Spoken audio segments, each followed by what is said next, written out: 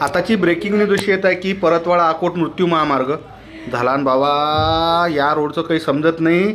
हां, एखाद्या महिन्याचा गॅप घेतला आणि डबल एक घटना झाली. बरं, एस टी क्रमांक MH20GC 3932 आणि स्विफ्ट डिझायर आहे MH27B 8081 क्रमांकाची भंडाराच्या जवळ भिडली होत भाऊ एकामेकाले. याच्यात शालिग्रामजी वानरे अकोट असं नाव प्राथमिक माहितीहून राहिलं. याचा घटनास्थळी दुर्दैवी मृत्यू झाला असून गाडीतले आणखीन 4 जण गंभीर जखमी असून तेले स्थानिक जे ग्रामीण रुग्णालय अंजनगावचं त्या ठिकाणी पाठवलं असून पाना एस टी कोणा कोपऱ्यात घुसली तर भाऊ त्यात हे हे स्विफ्ट डिझायर घुसली तिकडे बंगाली बाबूच्या जायात. यात सध्या घटनास्थळी लय लोकांची गर्दी जमा झाली आणि जे मयत व्यक्ती आहे ते त्या ग्रामीण रुग्णालयात शवविच्छेदनासाठी पाठवलं असून गाडीची कंडिशन जर म्हणसाल तर निरा काळी कचराच होऊन गेली ना. या रोडचं नेमकं कारण समजून नाही राहिलं. एवढा चांगला रोड असल्यावर जे अशा प्रकारच्या घटना होत असतील तर साऱ्यात महत्त्वाची गोष्ट पाहा लागेल. त्या ठिकाणी जे तत्काळ रुग्णसेवा आहे रुग्णसेवेच्या माध्यमातून जे जखमी होते त्याला हॉस्पिटलाइज केलं असून एवढा चांगला रोड केल्यावरही त्या ठिकाणी ज्या पद्धतीनं अपघात होतात याचं चिंतन आणि मनन होण्याची गरज आहे.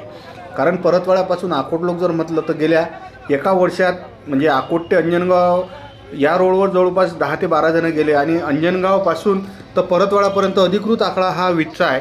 एवढ्या मोठ्या प्रमाणात जर लोक अपघातात जात असतील तर या रोडनं वाहन चालवताना लोकांना जनजागृती करणं काळाची गरज आहे काय असं वाटून राहिलं आहे. अपघाताची तीव्रता एवढी भयानक होती की जे वानरे आहेत हे छिन्नभिन्न अवस्थेत त्या ठिकाणी मृत झाल्याचीही आम्हाला प्राथमिक माहिती येत आहे. ज्या पद्धतीनं भंडाराच्या परिसरात या अपघात झाला आहे जे सामाजिक कार्यकर्ते आपल्या इकडचे लोक थांबतात म्हटलं कोणा ठिकाणी ॲक्सिडेंट झाला तर लोक की नाही शिकेल सवरे लोक थांबत नाहीत तर आपल्या इकडचे खेड्यापाड्याचे लोक थांबतात आणि ते सध्या उपजिल्हा रुग्णालय आपलं उपजिल्हा रुग्णालय जे आहे आपलं ग्रामीण रुग्णालय अंजनगाव सुरजी या ठिकाणी पाठवलं असून जे जखमी आहेत त्याला आता पुढील उपचारासाठी अमरावतीच्या दिशेनं सुद्धा रवाना केल्या जाणार आहे अशी प्राथमिक माहिती येत आहे.